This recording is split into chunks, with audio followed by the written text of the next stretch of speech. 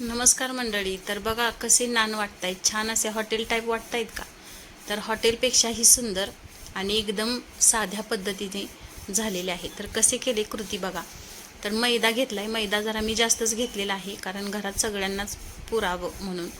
तर मी याच्यामध्ये काही मोजणी वगैरे केलेली नाही आणि त्याच्यामध्ये छान असं घट्टसर दही घातलेलं आहे घरचं आणि अर्धा चमचा बेकिंग पावडर सोडा घातलेला आहे आणि 1 चमचा मीठ, चवीनुसार मीठ घालायचं आणि नंतर दही जे आहे ते सगळ्या पूर्ण मैद्याला व्यवस्थित लागलं पाहिजे म्हणून त्यासाठी व्यवस्थित असं चोळून घेतलं. नंतर मग त्याच्यामध्ये दूध जितकं लागेल तितकं दूध घालून आपल्याला हे पीठ छान असं मळून घ्यायचं आहे.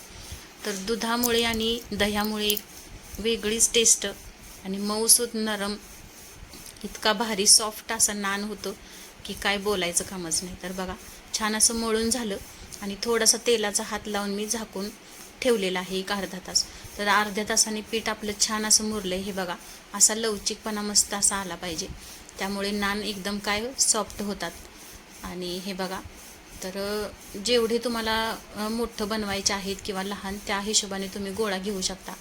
तर मी छोटेच बनवलेले आहेत, तर त्यासाठी थोडा लहान लहान गोळा घेतलेला आहे आणि जास्त पण आपल्याला पातळ लाटायचे नाहीत. नान शक्यतो जाडच असतात आणि एकदम नरम मऊसूत सॉफ्ट होतात.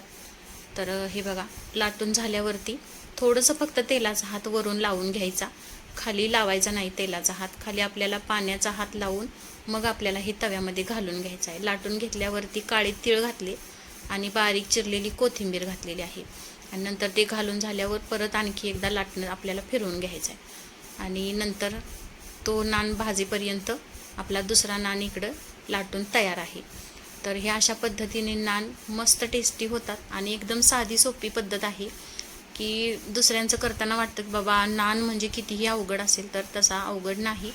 तर हे बघा पहिला नान जो आहे तो भाजून घेतला आणि व्हिडिओ माझ्या हातून स्किप झालेला आहे.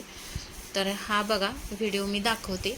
तर जो तव्याचा दांडा जो आहे त्याने बघा असं धरलं गॅसवरती.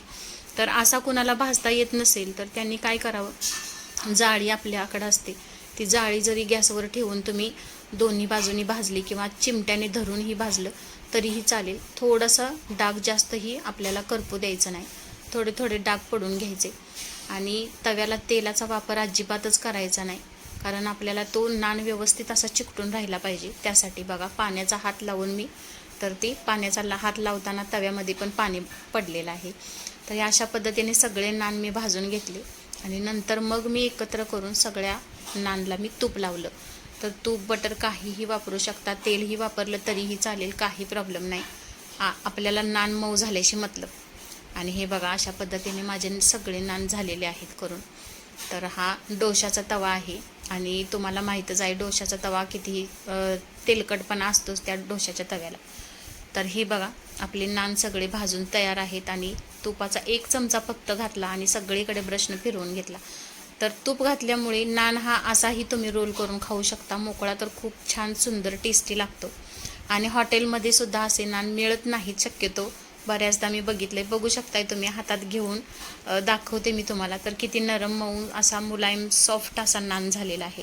तर नानची रेसिपी आवडली का नक्की कमेंटमध्ये सांगा आणि व्हिडिओ स्किप न करता पहा आणि छोले नान या खायला. धन्यवाद.